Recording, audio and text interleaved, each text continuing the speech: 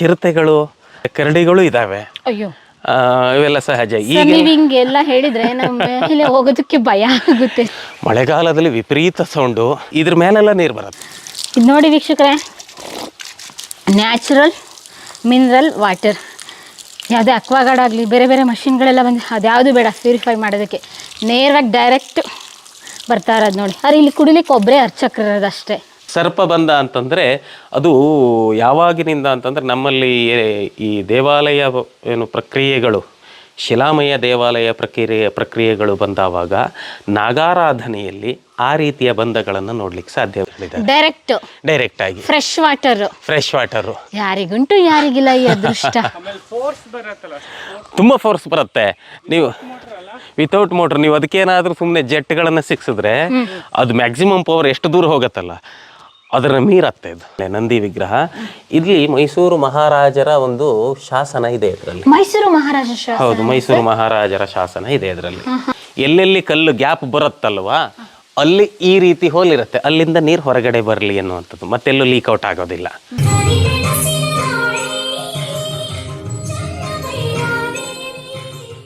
Good morning ಎಲ್ರಿಗೂ. ನಾವು ಇತಿಹಾಸದ ಕುರು ರಾಣಿ ಚೆನ್ನಭೈರಾದೇವಿಯ ಹೆಜ್ಜೆ ಗುರುತುಗಳನ್ನ ಹೊಡ್ಕೊಂಡು ಹೊರಟಿದ್ದೀವಿ. ಮತ್ತೊಂದು ಪ್ಲೇಸಿಗೆ ಬಂದಿದ್ದೀವಿ. ನೀವು ನೋಡ್ಬೋದು, ಅಲ್ಲಿ ಭೀಮೇಶ್ವರ, ಹೆಸರೇ ಒಂಥರ ಭೀಮೇಶ್ವರ ಅಂತ ಹೇಳಿದ್ರೆ ಪಾಸಿಟಿವ್ ವೈಬ್ಸ್ ಬರುತ್ತೆ. ಈ ಟೆಂಪಲ್ಗೂ ರಾಣಿ ಚೆನ್ನಭೈರಾದೇವಿ ಸಂಸ್ಥಾನಕ್ಕೂ ಅವಿನಾಭಾವ ಸಂಬಂಧ ಇದೆ. ಇದನ್ನು ನಮ್ಮ ಲೋಕರಾಜ್ ಜೈನ್ ಸರ್ ಹೇಳ್ತಾರೆ. ಬನ್ನಿ, ಈ ಪ್ಲೇಸ್ ಎಲ್ಲಿಗೆ ಸೇರುತ್ತೆ, ಯಾವ ಡಿಸ್ಟಿಕ್ಕಿಗೆ ಸೇರುತ್ತೆ ಅಂತ ಕಂಪ್ಲೀಟಾಗಿ ಹೇಳ್ತಾರೆ. ಇಲ್ಲಿ ನೀವು ನೋಡ್ಬೋದು, ಡಿವೈಡರ್ ಇದೆ. ಸ್ಟ್ರೈಟ್ ಬಂದರೆ ಇಲ್ಲಿ ಹೋಗ್ತೀವಿ, ಮತ್ತು ಭೀಮೇಶ್ವರಕ್ಕೆ ಹೋಗ್ಬೇಕಂದ್ರೆ ಈ ಕೆಳಗಡೆ ರೋಡ್ ಇದ್ದಿಲ್ಲ, ಆ ಕಡೆಗೆ ಹೋಗ್ಬೋದು. ಆಕ್ಚುಲಾಗಿ ಇದು ಯಾವ ಡಿಸ್ಟಿಕ್ಕಿಗೆ ಸೇರುತ್ತೆ ಸರ್? ಮೇಡಮ್, ಇದು ಸಾಗರ ತಾಲೂಕು, ಶಿವಮೊಗ್ಗ ಜಿಲ್ಲೆಗೆ ಸೇರುತ್ತೆ. ಇದು ಕೋಗಾರ ಟು ನಾಗವಳ್ಳಿ ಘಾಟಿ ರಸ್ತೆಯಿಂದ 4 ಕಿಲೋಮೀಟರ್ ಬಂದ ತಕ್ಷಣ ನಾವು ಬಲಕ್ಕೆ ಡಿವಿಯೇಷನ್ ತೆಗೆದುಕೊಳ್ಬೇಕು. ಇಲ್ಲಿಂದ ಮತ್ತೆ ನಾವು 4 ಕಿಲೋಮೀಟರ್ ಹೆಚ್ಚು ಕಡಿಮೆ ಇಲ್ಲಿಂದ ನಾವು ಕ್ರಮಿಸಿದರೆ ಆ ಕಾಡಿನ ಮಧ್ಯೆ, ಆ ಬಂಡೆಗಳ ನಡುವೆ ಈ ಭೀಮೇಶ್ವರ ದೇವಾಲಯ ಇದೆ. ಈ ಊರ ಹೆಸರೇನು ಹಾಗಾದ್ರೆ? ಇದನ್ನು ನಾವೀಗ ಭೀಮೇಶ್ವರ ಅಂತಲೇ ಕರಿತೀವಿ. ಆದರೆ ಇದು ಮೊದಲಿನ ಕಾಲದಲ್ಲಿ ಇದಕ್ಕೆ ಬೇರೆ ಹೆಸರಿತ್ತು. ಆ ಹೆಸರು ಈಗ ಕೆಲವು ಹಳಬರು ಮಾತ್ರ ಹೇಳಲಿಕ್ಕೆ ಸಾಧ್ಯ. ಅದು ಓಕೆ. ಇನ್ನೊಂದು ವಿಷಯ ಗೊತ್ತಾ ವೀಕ್ಷಕರೇ, ಇಲ್ಲಿಂದ ಕೇವಲ ಭಟ್ಕಳ 45 ಕಿಲೋಮೀಟರ್ ಇದೆ. ಇಲ್ಲೇ ಟೂರಿಸಂ ಡಿಪಾರ್ಟ್ಮೆಂಟ್ ಅವ್ರು ಬೋರ್ಡ್ ಹಾಕಿದ್ದಾರೆ. ಸ್ಟ್ರೈಟ್ ಒಂದೇ ರೋಡ್ ಹೋದ್ರೆ ಭಟ್ಕಳ ತಲುಪ್ತೀವಿ. ಚೆನ್ನಭೈರಾದೇವಿ ಇತಿಹಾಸ ಭಟ್ಕಳದವರೆಗೂ ಹೋಗುತ್ತೆ. ಮುಂದಿನ ಸರಣಿ ಕಾರ್ಯಕ್ರಮದಲ್ಲಿ ಬರುತ್ತೆ. ಬನ್ನಿ, ಅಲ್ಲಿಗೂ ಕೂಡ ಭೀಮೇಶ್ವರಕ್ಕೆ ಸ್ವಾಗತ ಸುಸ್ವಾಗತ. ಸ್ವಲ್ಪ ದೂರ ರಸ್ತೆ ಮಾಡಿದ್ದಾರೆ. ಅಲ್ಲಿಂದ ಹಾಗಾದ್ರೆ ನಾವು ನಡ್ಕೊಂಡು ಹೋಗ್ಬೇಕು. ಹಾಗಾದ್ರೆ ಬನ್ನಿ ಹೋಗೋಣ ಸರ್.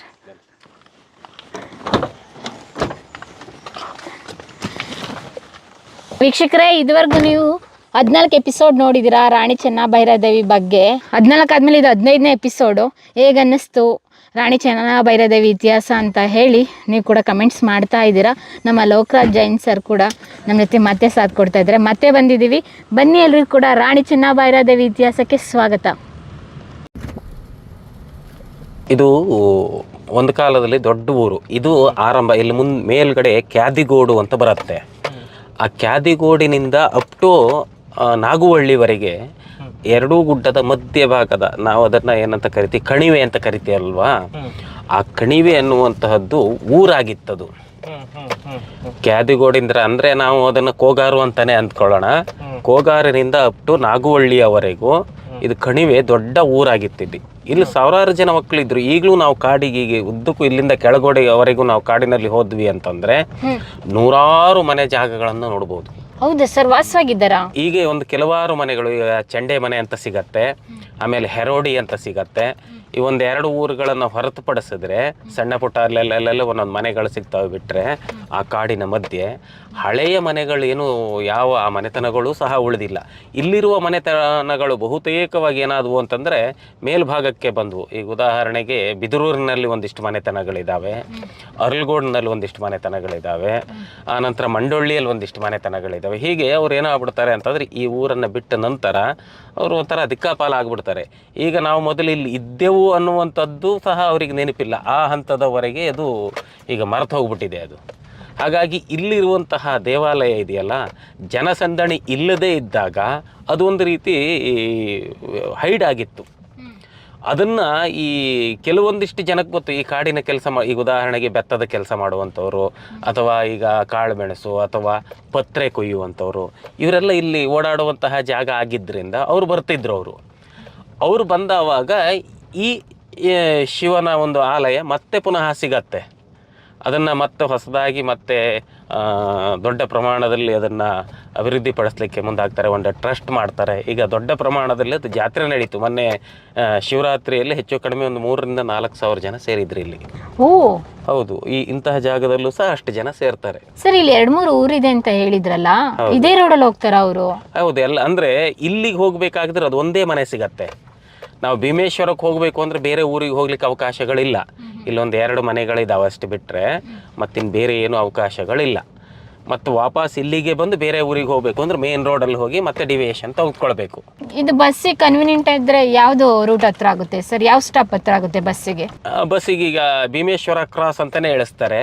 ನಾಗೊಳ್ಳಿ ಟು ಕೋಗಾರು ಏನು ಹೈವೇ ಇದೆಯಲ್ವಾ, ಘಾಟಿ ರಸ್ತೆ, ಆ ಘಾಟಿ ರಸ್ತೆಯಲ್ಲಿ ಭೀಮೇಶ್ವರ ಕ್ರಾಸ್ ಅಂದರೆ ಅಲ್ಲಿ ಇಳಿಸ್ತಾರೆ.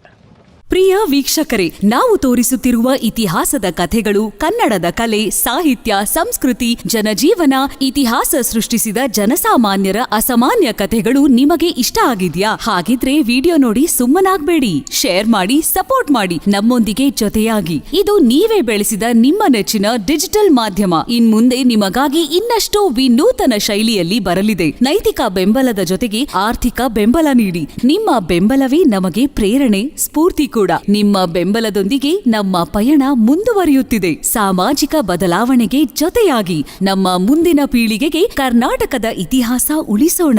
ಈ ಕಡೆ ಮೇಲೆ ಕಾಣಿಸುತ್ತೆ, ಆ ಕಡೆ ಕೆಳಗಡೆ ಕಾಣಿಸುತ್ತೆ. 2 ಕಡೆ ನೋಡಿದ್ರು ಕಾಡು, ಸುತ್ತ ನೋಡಿದ್ರು ಕಾಡು. ಎಲ್ಲಿ ಕರ್ಕೊಂಡ್ ಬಂದಿದ್ದೀರಾ ಸರ್ ನೀವು ನಮ್ಮನ್ನ? ಮೇಡಮ್, ಈಗ ನಾನು ಕರ್ಕೊಂಬಂದಿರೋದು ಭೀಮೇಶ್ವರ ಅಂತ. ಇಲ್ಲಿ ಒಬ್ಬರೇ ಬರೋಕ್ಕಾಗಲ್ಲ. ಇಲ್ಲಿ ಸದ್ಯದಲ್ಲಿ ಒಬ್ಬರೇ ಬರ್ಬೋದು, ಮೊದಲೆಲ್ಲ ಒಬ್ರು ಬರೋದು ಕಷ್ಟ ಇತ್ತು. ನಮ್ಗೆ ಇವಾಗಲೇ ಒಬ್ಬರೇ ಬರೋಕ್ಕಾಗಲ್ಲ ಅಂತ ಅನ್ನಿಸ್ತಾ ಇದೆಯಲ್ಲ, ಮೊದಲು ಇನ್ನೆಷ್ಟು ಕಷ್ಟ ಇತ್ತು? ಮೊದಲು ಇದು ಕೆಳಭಾಗ ಎಲ್ಲ ಊರೇ ಆಗಿತ್ತು ಮೇಡಮ್. ಈಗ ಬರಬೇಕಾದ್ರೆ 1-2 ಮನೆ ಕಂಡುವು. ಆ್ಯಕ್ಚುಲಿ ಇಲ್ಲೆಲ್ಲ ಇದು ಸಂಪೂರ್ಣವಾಗಿ ಇಲ್ಲಿಂದ ನಾಗವಳ್ಳಿವರೆಗೂ ಇದು ಊರಿದು. ಇಲ್ಲಿ ಈ ಕ್ಷೇತ್ರದ ದೇವರು ಇಲ್ಲಿ ನೆಲೆಸಿದ್ದಾರೆ. ಅದೇನಾಗತ್ತೆ ಅಂತಂದರೆ, ಗೇರುಸೊಪ್ಪ ಸಾಮ್ರಾಜ್ಯ ಪತನ ಆದ ಬಳಿಕ ಇಲ್ಲೇನು ತುಂಬ ಕಣಿವೆ ಭಾಗದಲ್ಲಿರುವಂತಹ ಊರುಗಳಿದ್ವಲ್ಲ, ಅವೆಲ್ಲ ಏನಾಗ್ತವೆ, ಅಲ್ಲಿರ್ತಕ್ಕಂಥ ಜನರೆಲ್ಲ ಬೆಟ್ಟ ಏರಿ ಬೇರೆ ಬಯಲು ಪ್ರದೇಶಕ್ಕೆ ಹೋಗ್ತಾರೆ. ಆ ರೀತಿ ಬಯಲು ಪ್ರದೇಶಕ್ಕೆ ಹೋಗಿ ನಿರ್ಜನ ಆಗಿರ್ತಕ್ಕಂಥ ಪ್ರದೇಶದಲ್ಲಿ ಇದು ಒಂದು. ಹಾಗಾದರೆ ಮುಂಚೆ ಇಲ್ಲೆಲ್ಲ ಮನೆಗಳಿದ್ದು, ಕೆಳಭಾಗದಲ್ಲಿ ಈಗಲೂ ಒಂದು 100 ಮನೆಯ ಜಾಗಗಳನ್ನು ನೋಡಬಹುದು ನಾವು. ಓಕೆ. ಇಲ್ಲಿ ಮನೆ ಇದೆಯಲ್ಲ, ಇದೆ ಯಾರ್ದು ಸರ್? ಇದು ಪುರೋಹಿತ ವರ್ಗದ್ದು. ಮತ್ತೆ ಇಲ್ಲಿ ಏನಾದರೂ ಪೂಜೆ ಗೀಜೆ ಮಾಡಿಸೋರಿದ್ರೆ ಅವರಿಗೆ ಅವಶ್ಯಕತೆ ಬಂದರೆ ರೂಮ್ ಕೊಡಲಿಕ್ಕೆ ಮಾಡಿರುವಂಥದ್ದು ಮೇಡಮ್ ಇದು. ಓ ಹೌದಾ? ಇಲ್ಲಿ ಉಳ್ಕೊಳ್ಳೋದಕ್ಕೂ ವ್ಯವಸ್ಥೆ ಮಾಡ್ಕೊಂಡಿದ್ದಾರೆ ಹಾಗಾದ್ರೆ? ತಾತ್ಕಾಲಿಕವಾಗಿ, ಪೂರ್ಣ ಪ್ರಮಾಣದಲ್ಲ, ತಾತ್ಕಾಲಿಕವಾಗಿ ಉಳ್ಕೊಳ್ಳೋದಕ್ಕೆ ವ್ಯವಸ್ಥೆ ಇದೆ ಮೇಡಮ್. ಓಕೆ, ಬರ್ರಿ.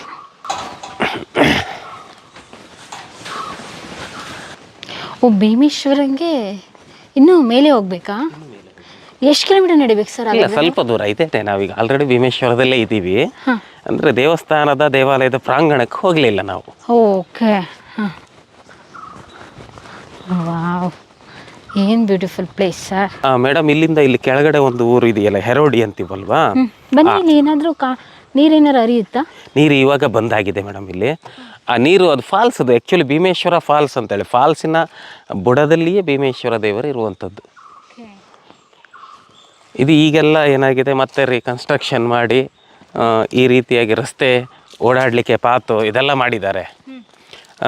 ಮೊದಲು ಇಲ್ಲೆಲ್ಲ ಏನಿಲ್ಲ, ಸುಮ್ಮನೆ ಹಿಂಗೆ ನಾರ್ಮಲ್ ಕಾಲ್ದಾರಿಯಲ್ಲಿ ಬರಬೇಕಿತ್ತು. ಯಾವಾಗ ಆಗಿದ್ದು ಇಷ್ಟು ಡೆವಲಪ್ಮೆಂಟ್ ಎಲ್ಲ? ಇಲ್ಲಿ ಇದರ ಒಂದು ಸಂಪೂರ್ಣ ಉಸ್ತುವಾರಿಯನ್ನು ನಮ್ಮಲ್ಲಿ ಅರಳಗೋಡು ಹತ್ರ ಬಂಡು ಮನೆ ಅಂತ ಬರುತ್ತೆ, ಅಲ್ಲಿ ಚಿದಂಬರಯ್ಯ ಅಂತಿದ್ರು ಅವರು. ಅವರೇ ಇದರ ಸಂಪೂರ್ಣವಾಗಿರ್ತಕ್ಕಂಥ ಉಸ್ತುವಾರಿಯನ್ನು ವಹಿಸ್ಕೊಂಡಿದ್ರು ಅವರು. ಅವರು ಇತ್ತೀಚೆಗೆ ತೀರು ಹೋಗ್ತಾರೆ ವಯೋಸಹಜವಾಗಿ. ಅವರ ಮಗ ಆದಿತ್ಯ ಅಂತಿದ್ದಾರೆ ಈಗ. ಆ ಆದಿತ್ಯ ಹೆಗಡೆಯವರು ಇದನ್ನು ಅದರ ಜೊತೆಗೆ ಟ್ರಸ್ಟ್ ಮಾಡ್ಕೊಂಡಿದ್ದಾರೆ. ಅದನ್ನು ಹಾಗೆ ಡೆವಲಪ್ಮೆಂಟ್ ಮಾಡುವಂತಹ ಒಂದು ಅಧಿಕಾರ ಅಥವಾ ಜವಾಬ್ದಾರಿ ಅವ್ರ ಕೈಯಲ್ಲಿದೆ. ಅವ್ರು ಮಾಡಿಸ್ತಾ ಇರ್ತಾರೆ. ಈಗ ಮೊನ್ನೆನೂ ಸಹ ಜಾತ್ರೆ ಅವರ ಒಂದು ಉಸ್ತುವಾರಿಯಲ್ಲೇ ನಡೆಯಿತು. ಏನು ಸರ್ ಬಂಡೆಗಳು? ಹೌದು, ಬಂಡೆಯ ಮಧ್ಯೆನೇ ಇರುವಂತಹದ್ದು ಭೀಮೇಶ್ವರ. ಬಂಡೆನೇ ಹೀಗೆ ವಾಲಿಕೆ ಆಗಿದೆ. ಅಂದರೆ ಮಳೆಗಾಲದಲ್ಲಿ ವಿಪರೀತ ಸೌಂಡು, ತುಂಬ ನೀರು ಹರಿಯುತ್ತಿಲ್ಲಿ. ಮಳೆಗಾಲದಲ್ಲಿ ನೀವು ಬಂದರೆ ಇಲ್ಲಿ ದೇವಸ್ಥಾನ ಇದೆಯಾ, ಇಲ್ಲಿ ಜನರು ಬರ್ತಾರಾ, ಇಲ್ಲಿ ಹೀಗಿದೆಯಾ ಅಂತ ಅಂದ್ಕೊತೀರಿ ನೀವು ಒಂದು ಸಾರಿ. ಅಷ್ಟು ಪ್ರಮಾಣದಲ್ಲಿ ನೀರು ಬರುತ್ತೆ ಇಲ್ಲಿ. ನೀರು ಬಂದು ಯಾವ ಕಡೆಗೆ ಹರಿಯುತ್ತೆ? ಇಲ್ಲಿ ಕೆಳಗಡೆ ಇದೆ, ಕೆಳಗಡೆ. ಅಂದರೆ ಈ ಬಂಡೆಗಳ ಮೇಲೆಲ್ಲ ನೀರು ಹರಿತಾ ಇರುತ್ತೆ ಅಥವಾ ಒಂದು ಪಾಯಿಂಟ್ ಇದೆಯಾ? ಇಲ್ಲೆಲ್ಲ ಇಲ್ಲಿ ಬರುತ್ತೆ ಈಗ ಪಾಯಿಂಟ್. ಇದು ಫಾಲ್ಸ್ ಮೇಡಮ್. ಇದು ಓ ವಾವ್, ಇಲ್ಲಿ ಸ್ವಲ್ಪ ನೀರಿದೆ ಸರ್ ಇವಾಗ. ಈ ಸ್ವಲ್ಪ ನೀರು ಬೀಳ್ತಾ ಇದೆ, ಬಟ್ ಮಳೆಗಾಲದಲ್ಲಿ ತುಂಬಾ ದೊಡ್ಡಕ್ಕೆ ಬೀಳತ್ತೆ. Okay okay. ತುಂಬಾ ದೊಡ್ಡಕ್ಕೆ ಅಂದ್ರೆ ಭಾರಿ ದೊಡ್ಡ. ಇದ್ರ ಮೇಲೂ ಬರುತ್ತೆ ಒಂದು ಸರಿ ನೀರು.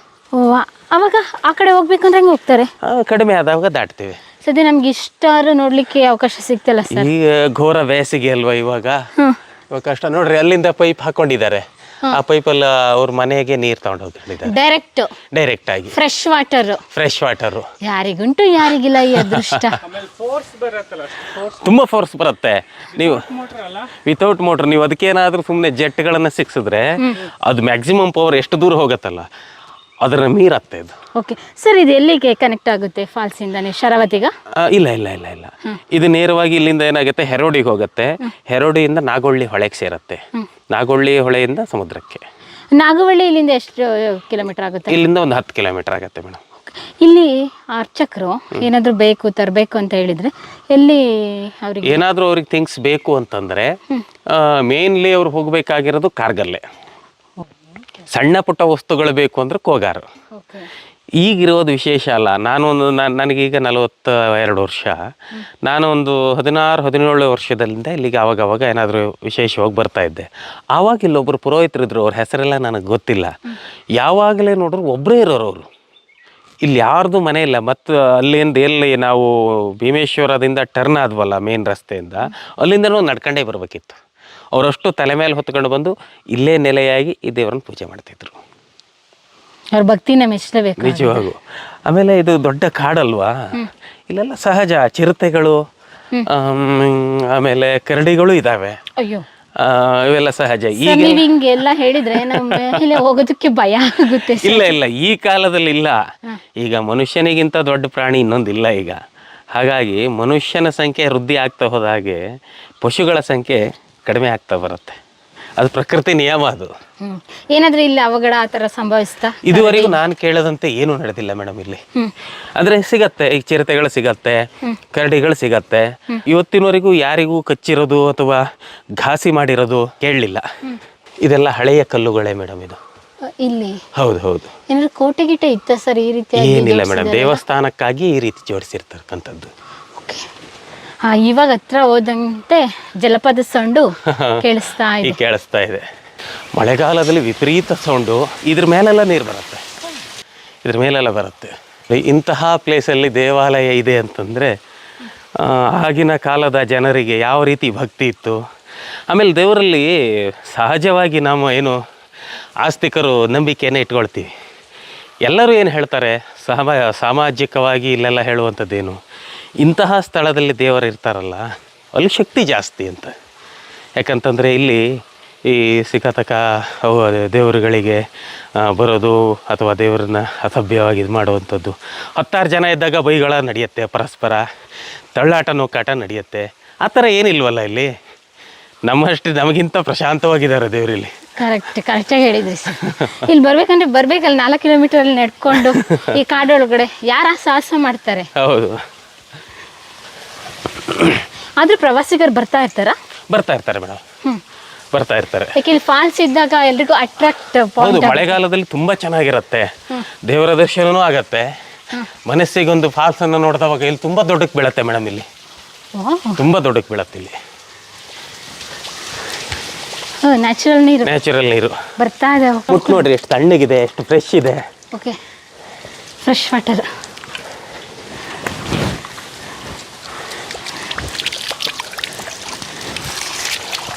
ವಾ, ನಿಜವಾಗ್ಲೂ ಸರ್ ತುಂಬಾ ಕೋಲ್ಡ್ ಇದೆ ಫ್ರಿಜ್ಜು. ಇಷ್ಟೊಂದು ಬಿಸಿಲಿದ್ರೂ ಎಷ್ಟು ಸ್ವೀಟ್ ಇದೆ ಸರ್ ನೀರು. ನಿಜವಾಗೂ ತುಂಬಾ ಸ್ವೀಟ್ ಇರುತ್ತೆ ನೋಡ್ರಿ. ಇದು ನೋಡಿ ವೀಕ್ಷಕರೇ, ನ್ಯಾಚುರಲ್ ಮಿನರಲ್ ವಾಟರ್. ಯಾವುದೇ ಅಕ್ವಾಗಾರ್ಡ್ ಆಗಲಿ, ಬೇರೆ ಬೇರೆ ಮಷಿನ್ಗಳೆಲ್ಲ ಬಂದು ಅದ್ಯಾವುದು ಬೇಡ ಪ್ಯೂರಿಫೈ ಮಾಡೋದಕ್ಕೆ. ನೇರವಾಗಿ ಡೈರೆಕ್ಟ್ ಬರ್ತಾ ಇರೋದು ನೋಡಿ. ಆದರೆ ಇಲ್ಲಿ ಕುಡಿಲಿಕ್ಕೆ ಒಬ್ಬರೇ ಅರ್ಚಕರದಷ್ಟೇ. ಇದು ಯಾವ ಶೈಲಿಯಲ್ಲಿದೆ, ಯಾರ ಕಾಲಘಟ್ಟದಲ್ಲಿ ನಿರ್ಮಾಣ ಆಯಿತು? ಮೇಡಮ್, ಇದು ಮೂಲತಃ ಹಾಡೋಳ್ಳಿ ಅರಸರ ಕಾಲದಲ್ಲಿ ನಿರ್ಮಾಣ ಆಗಿರೋದು. ಆದರೆ ಸಾಕ್ಷ್ಯಾಧಾರಗಳು ಅಥವಾ ಸಾಹಿತ್ಯಾತ್ಮಕ ಆಧಾರಗಳು ಕಡಿಮೆ ನಮಗೆ. ಆದರೆ ಈ ಶೈಲಿಯ ಕಟ್ಟಡಗಳನ್ನು ನಾವು ಹಾಡೋಳ್ಳಿಯಲ್ಲಿ 3-4 ನೋಡಬಹುದು. ಹೇಗೆ ಅಂತಂದರೆ ಇದೇ ರೀತಿ ಕಲ್ಲಿನದ್ದೇ ತೊಲೆ, ಕಲ್ಲಿನದ್ದೇ ಹಾಸು. ಈಗ ನೋಡ್ರಿ ಇಲ್ಲಿ ಇಲ್ಲಿಂದ ಮೇಲಿನವರೆಗೂ ಕಲ್ಲಿನದ್ದೇ ಹಾಸು ಇದು. ಹೌದು, ಅವರ ಕಾಲಘಟ್ಟದಲ್ಲಿ ನಿರ್ಮಾಣ ಆಗಿರೋದು ಅನ್ನುವಂಥದ್ದು ಒಂದು ಐತಿಹ್ಯ. ಸರಿ, ತೊಳೆ ಮಾಡಿದಾರಲ್ಲ, ಇದೆಲ್ಲ ನೀರ್ ಬರ್ಲಿಕ್ಕ? ಹೌದು, ನೀರು ಬರ್ಲಿಕ್ಕೆ. ನೋಡ್ರಿ ಇಲ್ಲಿ ಇದೇನು ಮೇಲ್ಗಡೆ ಹಾಸಿದಾರಲ್ಲ ಕಲ್ಲು, ಅವ್ರ ಗ್ಯಾಪಿನಲ್ಲಿ ಈ ರೀತಿಯಾಗಿರ್ತಕ್ಕಂಥ ಹೋಲನ್ನ ಬಿಟ್ಟಿದ್ದಾರೆ. ಕಲ್ಲಲ್ಲೇ? ಈ ಕಲ್ಲು ಇಲ್ಲಿ ಗ್ಯಾಪ್ ಅಂತು, ಈ ಕಲ್ಲು ಇಲ್ಲಿ ಗ್ಯಾಪ್ ಅಂತು. ಎಲ್ಲೆಲ್ಲಿ ಕಲ್ಲು ಗ್ಯಾಪ್ ಬರುತ್ತಲ್ವಾ ಅಲ್ಲಿ ಈ ರೀತಿ ಹೋಲ್ ಇರುತ್ತೆ, ಅಲ್ಲಿಂದ ನೀರು ಹೊರಗಡೆ ಬರಲಿ ಅನ್ನುವಂಥದ್ದು, ಮತ್ತೆಲ್ಲೂ ಲೀಕ್ ಔಟ್ ಆಗೋದಿಲ್ಲ. ಸೊ ಹಾಗಾಗಿ ಇಡೀ ದೇವಸ್ಥಾನ ಇದು ಬಂತು, ಆ ಕಡೆದು ಸಹ ಬಂತು, ಅದೇ ರೀತಿ ಕನ್ಸ್ಟ್ರಕ್ಷನ್ ಇದೆ. ಓ ಸೂಪರ್. ಅಂದಾಜು ಎಷ್ಟು ವರ್ಷ ಆಗಿರ್ಬೋದು ಸರ್? ಅಂದಾಜು ಒಂದು 500ರಿಂದ 600 ವರ್ಷ ಆಗಿರಬಹುದು. ಆಡುಹಳ್ಳಿ ಅಂತ ಹೇಳಿದ್ರೆ ರಾಣಿ ಚೆನ್ನಬೈರಾದೇವಿ ಹುಟ್ಟಿದಂತ ಸ್ಥಳ. ಅವಳ ಪೂರ್ವಜರು ಇಲ್ಲೆಲ್ಲ ನೆಲೆಸಿರ್ತಕ್ಕಂತಹ ಜಾಗ. ಮತ್ತೆ ಅವರ ಆಳ್ವಿಕೆಯ ಕಾಲದಲ್ಲಿ ಈ ಕೆಳಭಾಗದ ಏನು ಭೀಮೇಶ್ವರದ ಕೆಳಭಾಗದ ಹೆರೋಡಿ ಇರ್ಬೋದು, ಚಂಡೆ ಮನೆ ಇರ್ಬೋದು, ಇನ್ನು ಸಣ್ಣ ಸಣ್ಣ ಊರುಗಳು ಬರ್ತವೆ, ಅವು ಕ್ಯಾದಿಗೋಡು ಇರ್ಬೋದು, ಇವೆಲ್ಲವೂ ಆ ಕಾಲದಲ್ಲಿ ಅತ್ಯಂತ ಹೆಚ್ಚು ಜನಸಂದಣಿ ಇರತಕ್ಕಂತಹ ಕೃಷಿ ಭೂಮಿಯನ್ನು ಹೊಂದಿರುವಂಥ ಊರಿದು. ಓ, ಹಾಗಾದ್ರೆ ಇಲ್ಲಿ ಹೆಚ್ಚು ಸಂಪನ್ಮೂಲ ಇತ್ತು ಹಾಗಾದ್ರೆ ಆ ಸಾಮ್ರಾಜ್ಯಕ್ಕೆ ಬೇಕಾದಂತ. ಆಮೇಲೆ ಇನ್ನೊಂದೇನು ಅಂತಂದ್ರೆ, ಸಹಜವಾಗಿ ಇಲ್ಲಿ ಕಾಳುಮೆಣಸಿರ್ಬೋದು, ದಾಲ್ಚಿನ್ನಿ ಇರ್ಬೋದು, ಪತ್ರೆ, ರಾಮಪತ್ರೆ ಇರ್ಬೋದು, ಸೀತಾಪತ್ರೆ ಇರ್ಬೋದು, ಲಕ್ಷ್ಮಣ ಪತ್ರೆ, ಇವು ಸಹಜವಾಗಿ ಬೆಳೆಯುವಂಥದ್ದು. ಇಲ್ಲಿ ನಾವು ಔಷಧಿ ಗೊಬ್ಬರ ಹಾಕಿ ಬೆಳೆಯುವಂಥದ್ದಲ್ಲ. ಈ ವಾತಾವರಣಕ್ಕೆ ನ್ಯಾಚುರಲ್ ತುಂಬ ಚಂದವಾಗಿ ಬೆಳಿತಾವು. ಸೊ ಹಾಗಾಗಿ ಅವರಿಗೆ ಒಂದು ರೀತಿಯಾಗಿರ್ತಕ್ಕಂತಹ ಆದಾಯದ ಮೂಲವೂ ಸಹ ಇದಾಗಿತ್ತು. ಓ ಸೂಪರ್. ನಾವ್ ಇವಾಗ ಬರ್ಬೇಕಾದ್ರೆ ಒಂದ್ ರೀತಿಯಾಗಿ ಇಳ್ಕೊಂಡ್ ಬಂದು ಮತ್ ಬೆಟ್ಟ ಹತ್ಬೇಕಾದ್ರೆ ಈ ತರ ಬೆಟ್ಟ ಹತ್ತಿದಂಗ ಹತ್ತು. ಏನ್ ಸರ್ ಇದು ವಿಶೇಷತೆ? ಉಬ್ಬು ತಗ್ಗು ಅಂದ್ರೆ ಇದು ಸಾಮಾನ್ಯವಾಗಿ ಈ ದೇವಾಲಯ ಇದೆಯಲ್ವಾ, ಬಂಡೆಗಳಿಗೆ ಒತ್ತಿ ಅಂದ್ರೆ ಬಂಡೆಗಳಿಗೆ ಹಚ್ಚಿ ದೇವಾಲಯವನ್ನು ನಿರ್ಮಾಣ ಮಾಡಿರೋದು. ನೀವು ಇದರಿಂದ ಈ ಭಾಗ ಇದೆಯಲ್ಲ, ಇದಷ್ಟು ಬಂಡೆ ಇದು. ಇಲ್ಲಿಂದ ಅಲ್ಲಿ ಮುಂದೆ ಸಹ ಶಿವನ ಹತ್ರ ಹೋದಾಗ್ಲೂ ಸಹ ಮುಂಭಾಗದಲ್ಲಿ ಬಂಡೆ. ಅದಕ್ಕಿಂತ ಪೂರ್ವದಲ್ಲಿ ಇಲ್ಲಿ ನೋಡ್ರಿ, ಇಲ್ಲಿ ಈ ಕಲಾ ಕೆತ್ತನೆಗಳು ಎಷ್ಟು ಸುಂದರವಾಗಿದ್ದಾವೆ ಅನ್ನುವಂಥದ್ದಕ್ಕೆ ಉದಾಹರಣೆ ತೋರಿಸ್ತೇನೆ. ಇಲ್ಲಿ ಆನೆ ಒಬ್ಬ ವೈರಿಯನ್ನ ತಿವಿದು ಸಾಯಿಸ್ತಾ ಇರ್ತಕ್ಕಂಥದ್ದು ಶಕ್ತಿಯ ಸಂಕೇತ. ಅದೇ ಶಕ್ತಿಯ ಸಂಕೇತ ಇಲ್ಲಿದೆ ನೋಡ್ರಿ, ಆಂಜನೇಯ. ಹೌದು, ಆಂಜನೇಯವರನ್ನ ಶಕ್ತಿಯ ಸಂಕೇತ ಅಂತ ಹೇಳಿ ಕರಿತೇವೆ.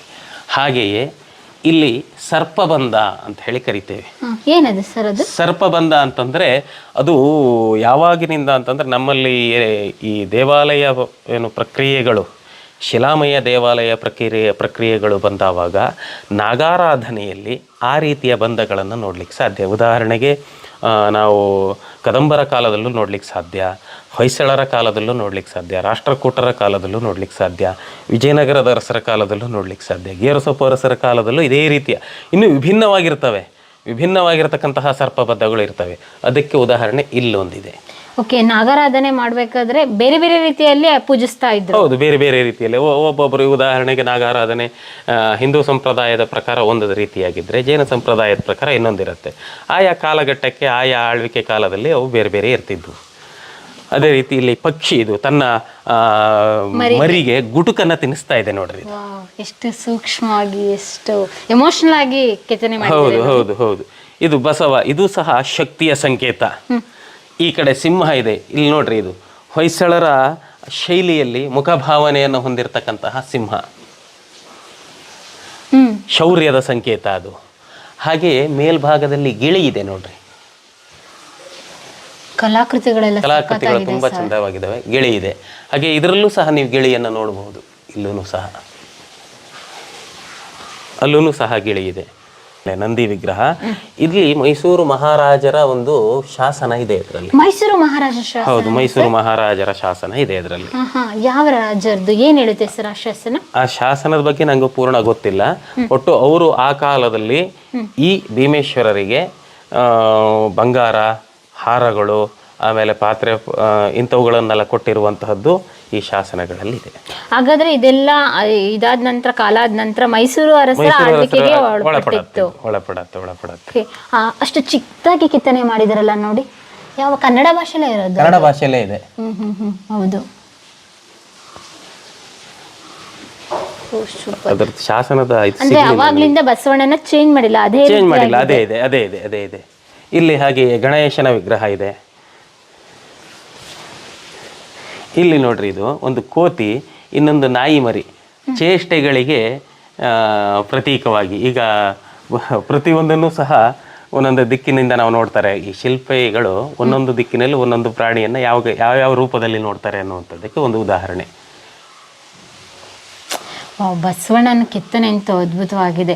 ಈ ಕಡೆ ಬಾಲ ಇದ್ ಮಾಡಿದಾರಲ್ಲ, ಕಾಲಿಂದ ತಗೊಂಡು ಈ ಕಡೆ ಆಗಿ ಒಂದ್ ರೀತಿಯಾಗಿ ರಿಯಲ್ ಆಗಿದೆಯೇನೋ ಅನ್ನೋ ಫೀಲ್ ಬರುತ್ತೆ. ನಿಜ ನಿಜ ತುಂಬಾ ಸುಂದರವಾಗಿರತಕ್ಕಂತಹದ್ದು. ಹಾಗೆ ಇಲ್ಲಿರುವಂತಹ ಕೆತ್ತನೆಗಳನ್ನು ನೋಡಿ, ಇದು ಸಹ ಸರ್ಪಬಂಧ. ಅಲ್ಲಿಯ ಸರ್ಪಬಂಧಕ್ಕೂ ಈ ಸರ್ಪಬಂಧಕ್ಕೂ ವ್ಯತ್ಯಾಸ ಇದೆ. ಹೌದು. ಇಲ್ಲಿ ವೀರ ಮಾರುತಿ, ಅದೇ ರೀತಿಯ ಗರುಡ, ಮಾರುತಿ ಮತ್ತು ಗರುಡ.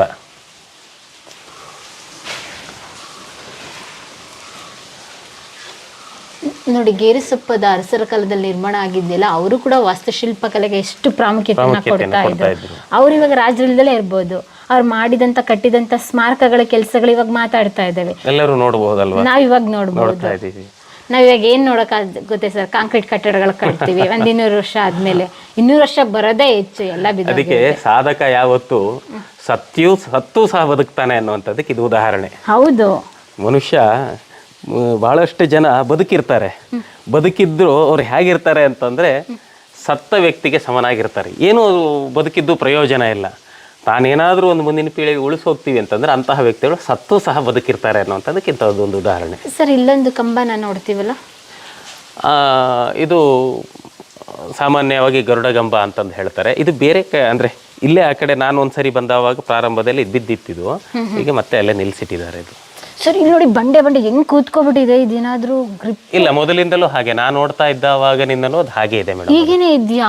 ಗಾಳಿ ಮಳೆಗೆಲ್ಲ ತಡೆಯುತ್ತಾ ಸರ್? ಎಲ್ಲ ತಡೆಯುತ್ತೆ. ಅಲ್ಲಿ ಆ ನೀರಿದೆಯಲ್ಲ, ಫಾಲ್ಸ್, ಆ ಮಳೆಗಾಲದಲ್ಲಿ ನೀವು ಊಹೆ ಮಾಡ್ಲಿಕ್ಕಾಗಲ್ಲ. ನಾವು ಇಲ್ಲೆಲ್ಲ ನಿಲ್ಲಿಕ್ಕಾಗೋದಿಲ್ಲ, ಇಲ್ಲೆಲ್ಲ ನಿಲ್ಲಿಕ್ಕಾಗಲ್ಲ, ಅಷ್ಟು ಫೋರ್ಸ್ ಅಲ್ಲಿ ನೀರು ಬೀಳುತ್ತೆ. ಮತ್ತೆ ಇಲ್ಲಿ ಪೂಜೆ ಪುರಸ್ಕಾರಗಳೆಲ್ಲ ಹೆಂಗ್ ಮಾಡ್ತಾರೆ? ಆ ಭಾಗದಲ್ಲಿ ಮಾಡ್ತಾರೆ. ಹಂಗ್ ಹೋಗ್ಬೋದಾ? ಹೌದು, ಆ ಕಡೆಯಿಂದ ಹೋಗಬಹುದು. ಇವಾಗ ಟೆಂಪಲ್ ಒಳಗಡೆ ಹೋಗ್ತಾ ಇದೀವಿ.